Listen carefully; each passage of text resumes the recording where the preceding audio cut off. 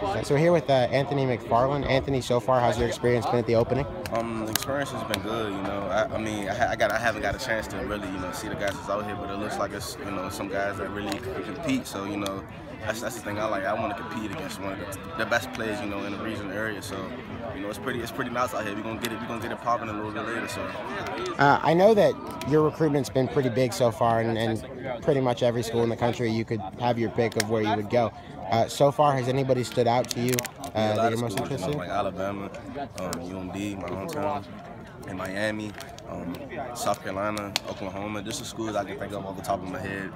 Those are schools that have really been standing out to me, showing me a lot of love. But I'm just basically enjoying the process. I'm planning on doing my top 15 before the season starts. But other than that, I'm just enjoying the process and things like that. And I've seen on film. I mean, you're a very, very powerful runner, but you're not that tall. You're not that big. How do you generate that kind of power, and how do you kind of balance? How do you manage to play, frankly, so dominantly, being not the biggest guy? You just gotta play fearless, I know for myself, I'm a speed guy, but I don't really like going down for it. So I like to show my power and stuff like that. But it's just all about being fearless, man. If you love the game, man, you're not gonna back down from no linebacker or things like that. You're gonna do what you have to do.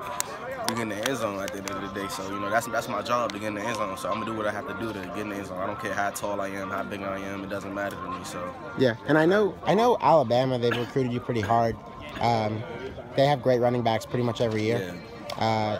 What's that? They kind of use that as part of the pitch, and they say, T.J. Yeldon, Mark Ingram, so and so, or how have they gone about recruiting you? I mean, they say that a lot, but I feel like I'm different though, because you're not gonna really find too many people that can that can run the ball and catch the ball out the backfield, and can go out there and play wide out. So you're not gonna really find too many people like that. So when I go to these colleges and things like that, depth chart and what they tell me, who they compare me to, doesn't really matter, because I know once I get there, I can show my ability and things like that. The whole thing would change. So I'm a competitor, so wherever I go, And what's Maryland's recruitment been like of you so far? Maryland's recruitment's been good, about basically, it's a good chance, it's a lot of chance to think about staying home and think about it all the time, staying home playing, with my friends again, my teammates and things like that. But at the same time, I still got to go see these other schools and what they got to offer me and what type of institution I'm gonna be in, because you just never know, with the recruiting changes and the coaches and things like that, you just never know. So I'm just going all out with this recruitment process. And last thing for you, what's it been like? I know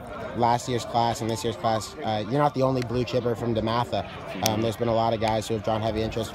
What's it been like to kind of be in a program that's had such a spotlight on it for a long time, but especially in the last couple of years?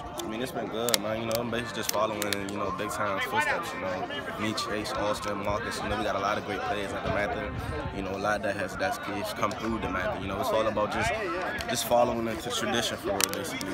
Just leading on the tradition, that DeMatha led since they built the school and things like that. And just keep carrying it on. When I leave, when the next man's up, that's just how it has to go.